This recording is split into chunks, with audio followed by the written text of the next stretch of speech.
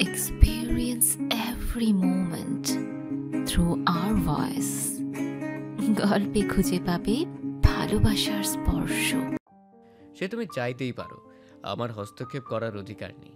তবে আমি থাকতে তোমাকে এই বিপদের মাঝে একা যেতে দেব না। আমার গৃহে চলো, কেউ তোমার ক্ষতি করতে পারবে না। আমি বেঁচে থাকতে তো নয়। আমি যাব না আপনার সাথে, চলে যান আপনি। বরাবর একই কথা বলে আমাকে অস্বস্তিতে ফেলবেন না। শক্ত কণ্ঠ বেগমের। বিচলিত হলো না বণিক, বরং অত্যন্ত ঠান্ডা মাথায় শান্ত স্বরে বলল, তাহলে সুলতানকেও বাঁচাতে চাও না তুমি? মানে? বিস্মিত কণ্ঠ বেগমের। বণিক আবারও বলল, আমার যতদূর মনে হয় বড় কোনো ষড়যন্ত্র চলছে, মহলেও কেমন গুমোট ভাব। তবে সেখানে আমি সুলতান মানে তোমার স্বামীকে দেখিনি। আমার দৃষ্টির আড়ালেও অনেক কিছু থাকতে পারে। এখন বলো, আমি কিভাবে জানলাম তুমি সুলতানকে খুঁজতে এসেছো? তার উত্তর হলো, সুলতান যেদিন এখানে এসেছে সেদিন তাকে আমি দেখেছিলাম। তারপরে এই গৃহবন্দির ঘোষণা। আজ যখন তুমি চলে এসেছো এখানে, তার মানে ঘটনা জটিল। তার উপর এসেছো ছদ্মবেশে, সাথে কোনো সৈনিক নেই, সাধারণ সাজসজ্জা, মুখ ঢেকে রেখেছো। ভীষণ আশ্চর্যজনকই বটে। তোমার স্বামী সাম্রাজ্যে থাকলে নিশ্চয়ই তোমাকে এখানে আসতে হতো না, বা সে আসতে দিতও না। এখানেই তো দুয়ে দুয়ে চার হয়ে যাচ্ছে। মহলে তোমাকে প্রবেশ করতেই হবে, আর কারো সাহায্য ব্যতীত মহলে প্রবেশ করতে পারবে না তুমি। আমি তোমাকে সাহায্য করতে পারি। মহলে আমার কিছু পরিচিত কর্মচারী আছে, তাদের সাহায্য নিয়ে তুমি সহজেই প্রবেশ করতে পারবে। কি বলতে চাইছেন আপনি? আমার গৃহে চলো, সুযোগ বুঝে আমি তোমাকে মহলে নিয়ে যাব। আর তুমি যদি মানতে না চাও, তবে নিজের স্বামীর আশা ছেড়ে দাও। সুলতান উমারের পাহাড় আর ডিঙিয়ে কখনোই তুমি তোমার স্বামী অবধি পৌঁছতে পারবে না, এ আমি নিশ্চিত। তা সে তুমি যতই বিচক্ষণ হও আর প্রশিক্ষণপ্রাপ্ত হও। আপনি কিন্তু আমাকে নিখুঁতভাবে হুমকি দিচ্ছেন। এটা হুমকি নয়, এটা তোমার দুর্বলতা। হ্যাঁ, সুলতান শাহজাইন তোমার দুর্বলতা। সে আমার দুর্বলতা নয়, সে আমার শক্তি, আমার আত্মবিশ্বাস। কঠোর হলো বেগমের মুখভঙ্গি। আবারও তাচ্ছিল্য হাসল বণিক। পথ ছেড়ে দাঁড়িয়ে বলল, তাহলে চলে যাও। তাকে অবাক করে দিয়ে সত্যি সত্যি চলে যেতে ধরল বেগম। পেছন থেকে চেঁচিয়ে উঠল বণিক, তোমার এই জেদের কারণেই হয়তো খুব দ্রুত সুলতানের মৃতদেহ দেখতে হবে তোমাকে। তৎক্ষণাৎ পা থেমে গেল বেগমের। অসহায় হলো তার দৃষ্টি। নিজেকে এখন তার দুনিয়ার সবচেয়ে অসহায় ব্যক্তি মনে হচ্ছে। তবে যথাসম্ভব নিজের অভিব্যক্তি শক্ত রাখার চেষ্টা করল সে। পিছিয়ে এসে শান্তস্বরে বলল, চলুন। হাসল বণিক। নিজের গৃহের দিকে এগোতে এগোতে ভাবতে লাগলো, এ কোন দিশায় এসে ঠেকলো তার জীবন। যাকে ভালোবেসে সে তার ছায়াটাও মারাতে চায় না, তার কণ্ঠ শুনলে অস্বস্তিতে পড়ে যায়, তার গৃহেও পা ফেলতে চায় না। চতুর্দিকে সে কি বিষাদ! হৃদয় ভাঙার শব্দ হলো বুঝি ভীষণ জোরে।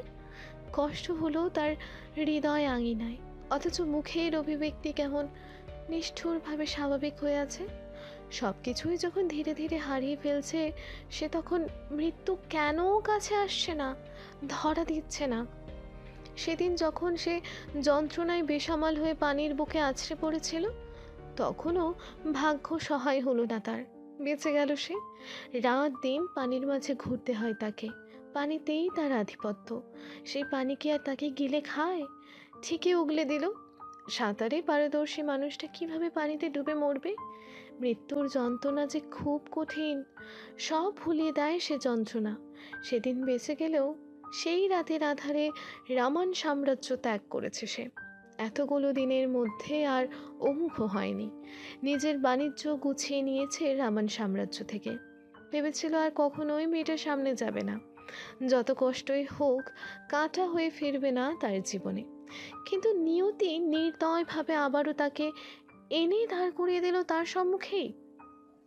একটি 2 কামরার ছোট্ট দালানের সামনে এসে দাঁড়ালো তারা। ভয়ানকভাবে নিশ্চুপ থাকলো বেগম। ফটক পেরিয়ে ভেতরে প্রবেশ করলো দুজন। আকারে বড় কামরাটায় দ্বার খুলে দিল বণিক।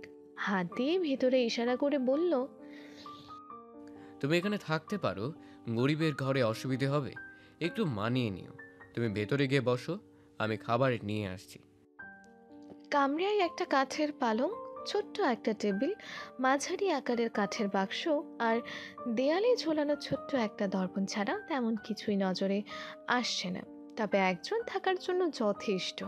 ধীর পায়ে ভেতরে গিয়ে দাঁড়ালো বেগম। বসলো না, উদ্গ্রীব হয়ে বলল। আমি এখনই মহলে যেতে চাই। ঘুরলো বণিক, বলল। খাবে না? না। একরোখা উত্তর বেগমের। জেদ করো না, এখন যাওয়া যাবে না। কঠিন পাহারা বসিয়েছে সুলতান। জুমার দিন মহল খানিকটা ফাঁকা থাকে। জুম্মা আসতে আর দেরিও নেই, অপেক্ষা করো একটা দিন। কখনোই না, আমি আজই যাব। বণিক পুনরায় শান্ত কণ্ঠে বলল। রাগ দিয়ে সবকিছু হয় না। তোমার বোঝা উচিত, তাড়াহুড়ো করলে সেটা তোমার বাবা বা তোমার স্বামী কারোর জন্যই ভালো হবে না। তারপরেও তুমি যেতে চাইলে রাত পর্যন্ত অন্তত অপেক্ষা করো। উত্তর দিল না বেগম। ধপ ধপ পা ফেলে পালঙ্কে গিয়ে বসলো। কিছুই ভালো লাগছে না তার। চিন্তায় মাথা ছিঁড়ে যাবার জোগাড়। কি করছে সুলতান? কোথায় আছে? কেমন আছে? এতগুলো সৈনিককে কেন হত্যা করা হয়েছে? কি চলছে এসব এই সাম্রাজ্যে? তার ভাবনার মাঝেই কাঠের বাক্সটা খুলে বসলো বণিক। নীল রঙা গাউনটা বের করে এনে তার পাশে রেখে বলল। তোমার পোশাকটা নোংরা হয়ে গেছে, ওটা বদলে এটা পরে নাও। ভ্রু কুচকে তাকালো বেগম। তার জানা মতে এই গৃহে বণিক একাই থাকে। তাহলে এই মেয়েদের পোশাক কোথা থেকে এলো? দেখে তো একদম নতুন মনে হচ্ছে। তার চাহনির অর্থ বোধহয় বুঝে নিল বণিক। হতাশার শ্বাস ফেলে বলল। কিনেছিলাম কারোর জন্য, দেওয়া হয়ে ওঠেনি। গাউনটা নিয়ে হঠাৎ অন্যমনস্ক হয়ে পড়ল বেগম। কি করছে সে এসব? কোনো পুরুষের পাশাপাশি থাকা তো দূর, কল্পনা করলেও হিংস্র হয়ে ওঠেন সুলতান। অন্য পুরুষের গৃহে অবস্থান করা কি করে মেনে নেবে সে? কখনোই মেনে নেবেন না। তাকে আর বিরক্ত করতে চাইল না বণিক। বেরিয়ে গেল কামরা ছেড়ে। দ্বারের বাইরে গিয়ে হুট করে দাঁড়িয়ে পড়ল। কিছু একটা ভেবে নিজেকেই বিদ্রূপ করে উঠল। তাচ্ছিল্য স্বরে বিড়বিড় করে বলল। ভালোবেসে শেষ পর্যন্ত নিজের মাতৃভূমিকেও ধোঁকা দিচ্ছি। নিজ সাম্রাজ্যের সুলতানের সাথে আমি বিশ্বাসঘাতকতা করছি। প্রতারক আমি। অবশেষে ভালোবাসা আমাকে বিশ্বাসঘাতকের তকমাটাও পাইয়ে দিল। ভালোবেসে শুধু পাইনি নিজের প্রিয় মানুষটাকে, শুধুমাত্র প্রিয় মানুষটা ব্যতীত দুঃখ, কষ্ট, হাহাকার সবই পেয়েছি আমি। দিনের শেষ আলোটুকু ফুরিয়ে আধার নামতেই সচকিত হয়ে উঠল বেগম। উদ্গ্রীব হয়ে বেরিয়ে এলো কামরা ছেড়ে। দ্বার খুলতেই বারান্দায় লাগানো কৃত্রিম আলোতে দৃষ্টিগোচর হলো বণিকের মুখটা। দ্বারের বাইরে কেদারা বেতে বসেছিল বণিক। তাকে দেখতেই দ্রুত উঠে এগিয়ে এলো, যেন তারই অপেক্ষা করছিল এতক্ষণ। এসেছে পর্যন্ত ভেতর থেকে দ্বার আটকে বসেছিল বেগম। বণিকের সামনে একদমই পড়তে চায়নি। হয়তো অস্বস্তি বোধ হবে সেই ভয়। সারাদিন পর তার খুলে বণিকের মুখ দেখে দ্বিধান্বিত হলো সে। বণিক স্বাভাবিক কণ্ঠে শুধালো। ঘুমিয়ে পড়েছিলে? না। ছোট্ট করে উত্তর দিল বেগম। তাহলে আমাকে দেখবে না বলে দাঁড় আটকে বসেছিলে? চমকালো বেগম, অপ্রস্তুত হয়ে বলল। আপনি আপনি এত প্রশ্ন করছেন কেন? ফাঁকা গৃহে একটা পুরুষের সাথে থাকলে যে কোনো নারী দ্বার আটকে রাখবে। তুমি কি আমাকে ওই সব পুরুষদের মতো ভাবছো? ভ্রু কুচকালো বণিক। ওইসব পুরুষ বলতে? নারীর অসহায়ত্বের সুযোগ নেওয়ার মতো কাপুরুষ স্বামী নই। আর সেই নারী যদি হয় প্রিয় কেউ, তাহলে তো তার সামনে ঢাল হয়ে দাঁড়াবো আমি। আর তুমি ভাবছো সুযোগ নেব? তাচ্ছিল্য স্বর বণিকের। আমি ওসব কিছু উদ্দেশ্য করে বলিনি, আপনি বেশি বেশি ভাবছেন। কাট কাট স্বরে বলল বেগম। দৃষ্টিতে কিসের যেন চঞ্চলতা, অঙ্গভঙ্গিতে ফুটে উঠেছে উত্তেজনা। চিরপরিচিত নিয়মেই মৃদু স্বরে হাসল বণিক। কথা ঘুরিয়ে বলল। ঠিক আছে, চলো, খাবে। সারাদিন খাওনি কিছু। ক্ষুধা নেই। কেন জেদ করছো? সারাদিন না খেয়ে থাকলে সবারই ক্ষুধা লাগে, তাই অযথা মিথ্যে বলো না। আমি পায়েস রান্না করেছি তোমার জন্য। আমার জন্য? হ্যাঁ, তোমার জন্য। আমি অতটা ভালো রান্না পারি না, তবে চেষ্টা করেছি। খারাপ লাগবে না আশা করি। কিঞ্চিত বিস্মিত হলেও প্রকাশ করল না বেগম। ব্যস্ত স্বরে বলল, পরে খাবো, আগে আমাকে মহলে নিয়ে চলুন। আমি আগে সুলতানকে এক পলক দেখতে চাই। বণিকের হৃদয়ে আশেপাশে কোথাও হয়তো মেঘ করেছে। বিজলি চমকালো বেগমের কথায়। সে ম্লান হেসে বলল, খুব দেখতে ইচ্ছে করছে।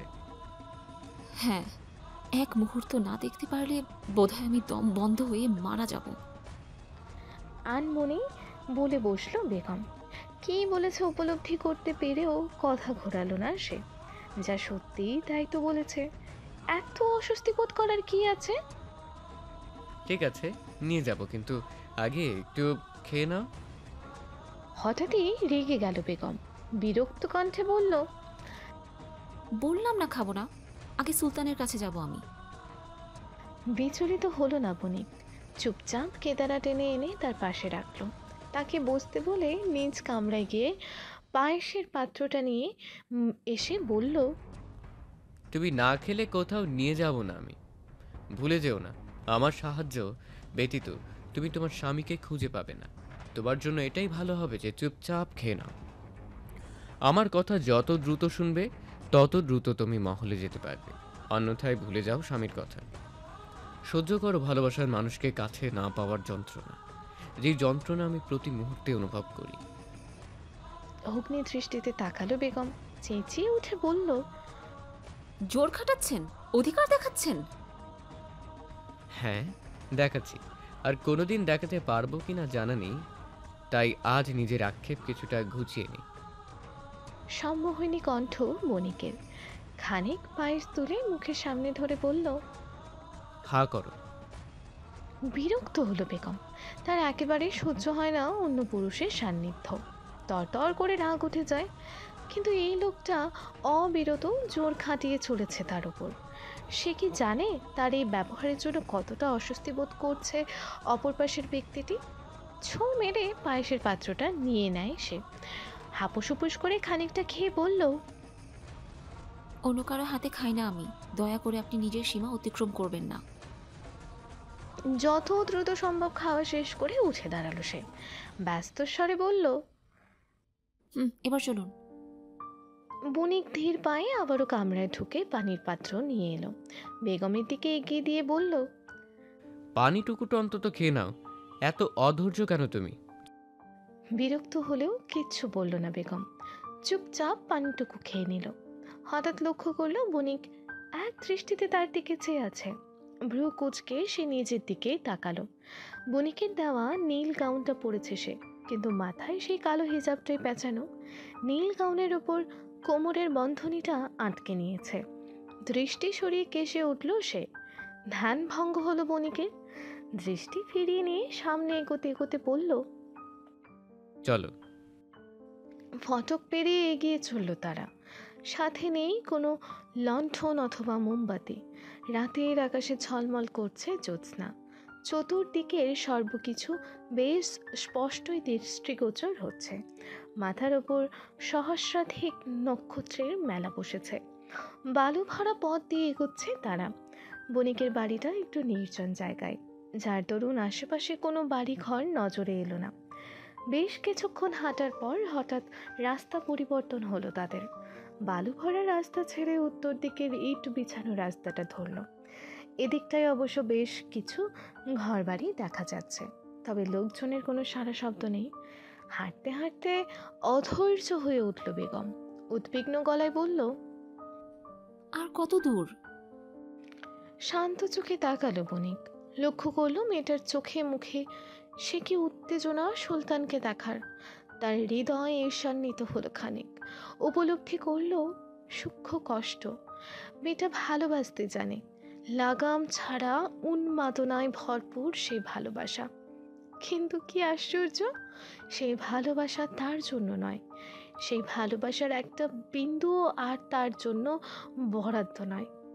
আচ্ছা, সুলতান যদি না থাকে তাহলে কি মেয়েটা ভালোবাসবে তাকে? যদি এই ষড়যন্ত্রের মাঝে কোনোভাবে সুলতানের মৃত্যু হয়, তখনও কি মেয়েটা তাকে চাইবে না?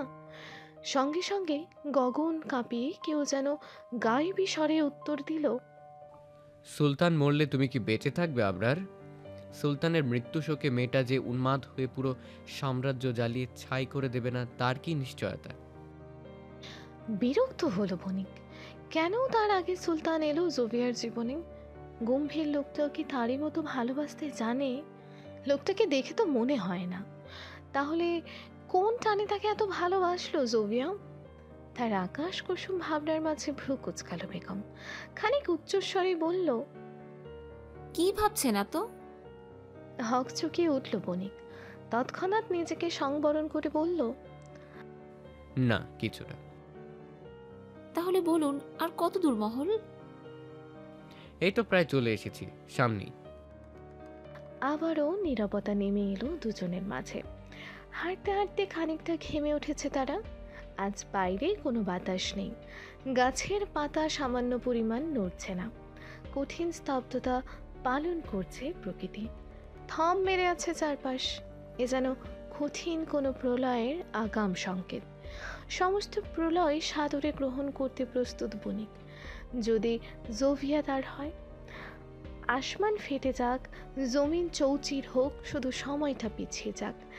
যেখানে জোভিয়ার জীবনে নেই সুলতান শাহজাইন নামক কোনো ব্যক্তি। এমনটা হবে নাকি কখনো? হঠাৎ রাস্তার মাঝে মাথা উঁচিয়ে থাকা ইটের সাথে হোঁচট খেয়ে হুড় মুড়িয়ে মুখ থুবড়ে সামনে পড়তে নিল বেগম। খানিক ঝুঁকে পড়লেও মাটিতে পড়ল না। তার পূর্বেই বণিক নিজের হাতের মাঝে আগলে নিল তাকে। টেনে উঠিয়ে দাঁড় করাতেই এক ঝটকায় তার হাত সরিয়ে দিল বেগম। ঘটনার আকস্মিকতায় হতভম্ব সে, চোখে মুখে আতঙ্ক। অবাক হলো বণিক, বিস্ময় নিয়ে বলল, না ধরলে পড়ে যেতে তো তুমি। পড়লে পড়তাম, পরপুরুষের স্পর্শ অন্তত লাগতো না শরীরে। চেঁচিয়ে উঠল বেগম। হতবাক হলো বণিক। কথার পরিপ্রেক্ষিতে কিছু বলতে চেয়েও বলল না। ঠিকই তো বলেছে, সে তো পরপুরুষই, এভাবে স্পর্শ করা উচিত হয়নি। কিন্তু চোখের সামনে পড়ে যেতে দিত কিভাবে? সে শান্ত স্বরে বলল, দুঃখিত, আর হবে না এমন। ব্যথা পেয়েছ? না। অন্যদিকে মুখ ঘুরিয়ে নিল বেগম। ইটের সাথে পা বেঁধেছিল তো, কেটে গিয়েছে, দেখে দেখাও আমাকে। আরো খানিকটা দূরে সরে গেল বেগম। একরাশ বিরক্তি নিয়ে বলল, সামান্য কাটা ছেড়াতে কিচ্ছু হয় না আমার। দয়া করে নিজের সীমায় থাকুন। দরদ দেখানোর কোনো প্রয়োজন নেই। সাহায্যকারীকে হত্যা করে অকৃতজ্ঞ হতে চাই না আমি। হতাশার শ্বাস ফেলে পুনরায় হাঁটতে লাগলো বণিক। এই প্রথম সে উপলব্ধি করলো তার ধৈর্য শক্তি অত্যন্ত বেশি।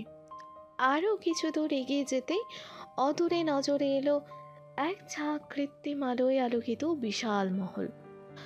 সোনালি রঙা মহলটার প্রধান ফটক থেকে শুরু করে প্রধান দ্বার পর্যন্ত অসংখ্য সৈনিক অস্ত্র হাতে দাঁড়িয়ে আছে। সচেতন তাদের দৃষ্টি।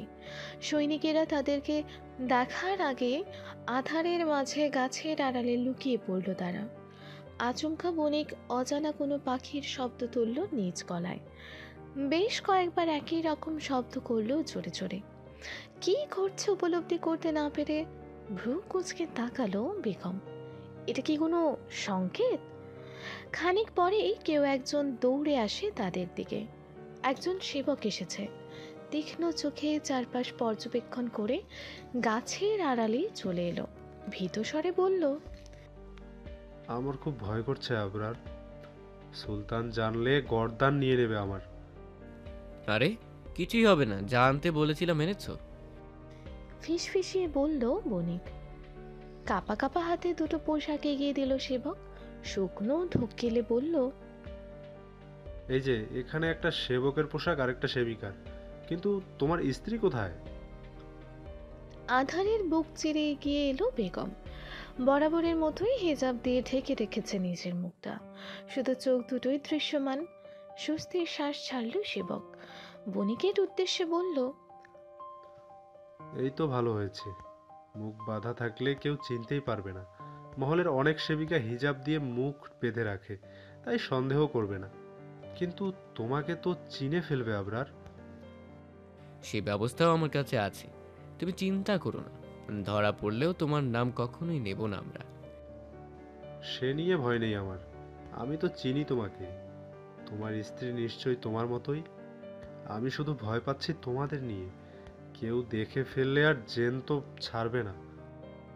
ইনশাআল্লাহ কিচ্ছু হবে না, তুমি দ্রুত ফিরে যাও, না হলে কেউ সন্দেহ করবে। পোশাক দুটো তার হাতে দিয়ে দ্রুত চলে গেল সেবক। বণিক ঠিক কী করতে চাইছে তা বুঝে নিল বেগম। সেবিকার পোশাকটা তুলে নিয়ে ঘুরিয়ে ফিরিয়ে দেখে বলল, চলবে। নিজেদের পরিহিত পোশাকের উপরেই সেবক সেবিকার পোশাক পরে নিল তারা। হঠাৎ বণিক কোথা থেকে যেন আলগা চুল দাড়ি বের করে লাগিয়ে নিল। খানিক সুরমাও লাগালো চোখে। অতঃপর গাছের আড়ালে সব কিছু রেখে দিল। বেগমের দিকে চেয়ে বলল, চেনা যায়?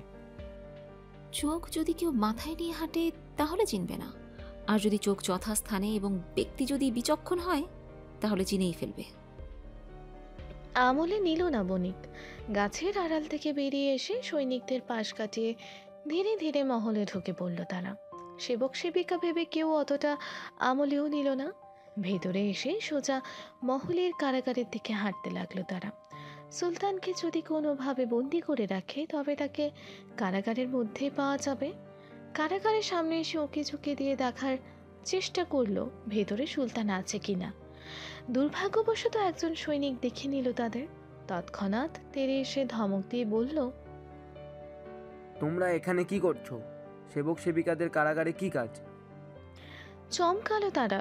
তবে যথাসম্ভব নিজের অভিব্যক্তি দমিয়ে রেখে বেগম নতস্বরে বলল, না মানে দেখতাম একটু কারাগারটা, অনুমতি নিয়েই এসেছি। অনুমতির কথা শুনতে পিছিয়ে গেল সৈনিকটা।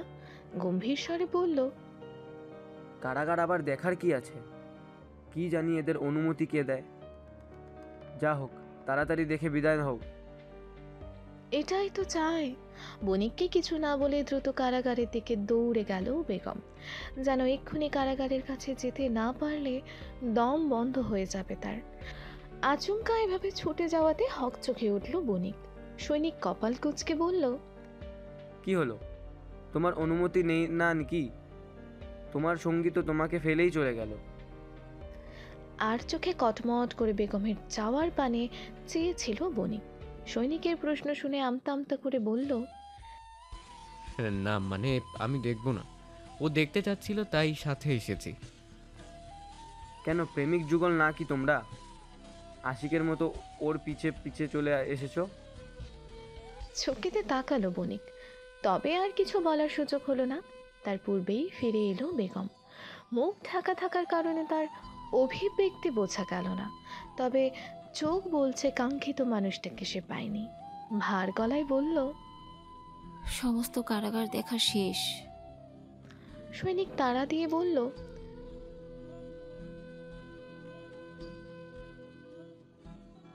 সৈনিকের থেকে সামান্য দূরে এগোতেই বণিক ধীর স্বরে বলল, পাওনি? ডানে বামে মাথা নাড়ালো বেগম। আহত গলায় বলল, সবগুলো কারাগার দেখেছি, কোথাও নেই সুলতান, এমনকি মাহতাবও নেই। খানিক অবাক হলেও মনে মনে খুশি হলো বণিক।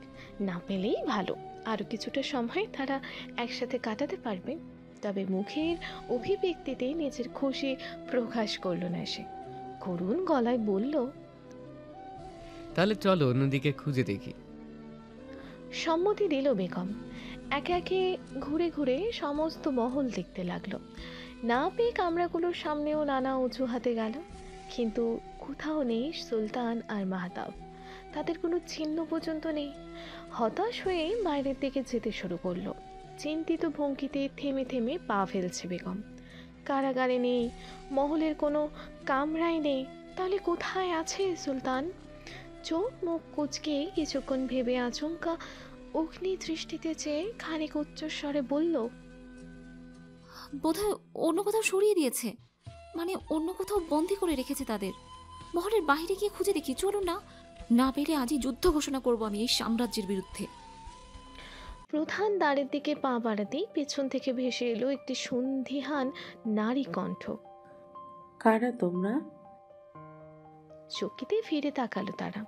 একজন মধ্যবয়স্ক সেবিকা দাঁড়িয়ে আছে, তীক্ষ্ণ চোখে তাদের পর্যবেক্ষণ করে বলল, আগে দেখেছি বলে তো মনে হচ্ছে না।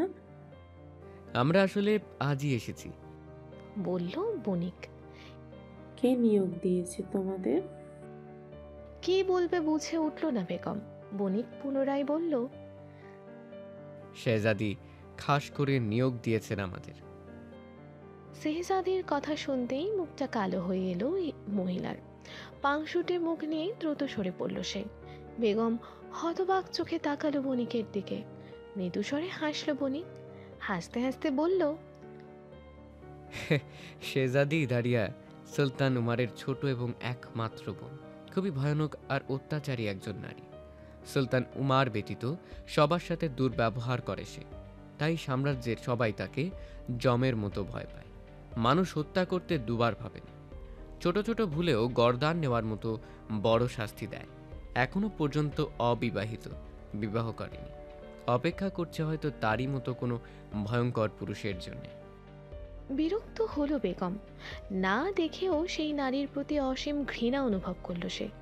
অতঃপর কোনো কিছু না বলেই গটগট করে হেঁটে বেরিয়ে এলো মহল থেকে। তার পেছনে ছুটে এলো বণিক। রসিকতার স্বরে বলল, তুমি তো এমনভাবে রেগে যাচ্ছ যেন সে তোমার সতীন লাগে। অগ্নিদৃষ্টিতে তাকালো বেগম। ভরকে গেল বণিক। উপলব্ধি করলো মারাত্মক রেগে গেছে মেয়েটা। তাই ঠোঁটে হাত চেপে মুখ বন্ধ করে নিল সে। মহল থেকে বেরিয়ে বাগানের পাশ দিয়ে অতিক্রম করছিল তারা। হুট করে পরিচিত কণ্ঠ পেয়ে পা থেমে গেল বেগমের। তার সাথেই দাঁড়িয়ে পড়ল বণিক। বাগানের আগানো কৃত্রিম আলোতে স্পষ্ট দেখা যাচ্ছে দোলনায় রাজকীয় ভঙ্গিতে বসে আছে সুলতান শাহজাইন।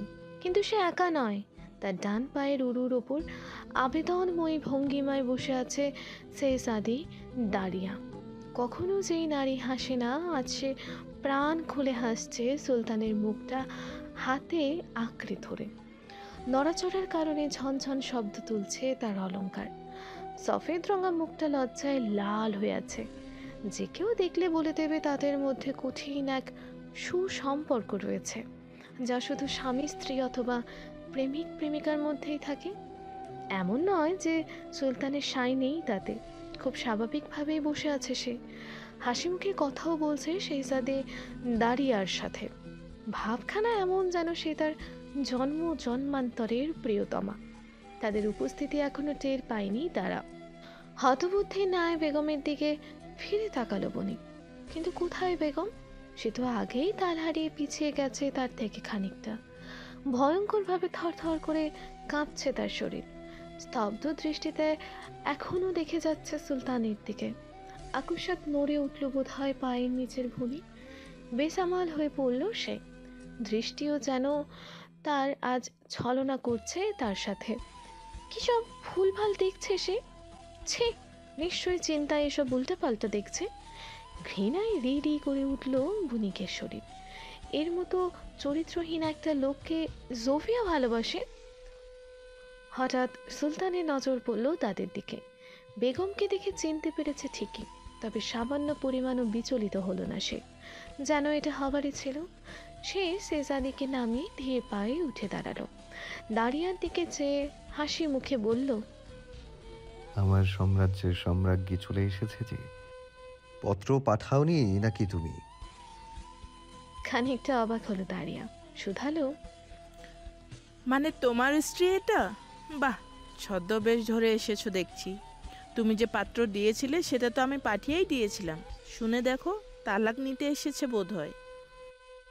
কথাগুলো শ্রবণগোচর হতে অসাড় হয়ে এলো বেগমের শরীর। নিয়ন্ত্রণ হারিয়ে পড়ে যেতে নিলে কোনো সংকোচ ছাড়াই আবারও তাকে নিজের হাতের মাঝে আঁকড়ে নিল বণিক। বেগমের সেদিকে হোশ নেই, কিন্তু সুলতান তো ঠিকই দেখেছে। তবু কিছু বলল না সে, যেন তার শরীরকে হাত দিল না দিল এতে কোনো যায় আসে না তার। এতে করে আরও অবাক হলো বণিক। তবে মনের মাঝে নতুন এক আশা খুঁজে পেল সে। এবার কি তাহলে সোফিয়াকে পাওয়ার সময় এসে গেল তার? দাঁড়িয়ে উচ্চস্বরে হেসে আহ্লাদি হয়ে বলল,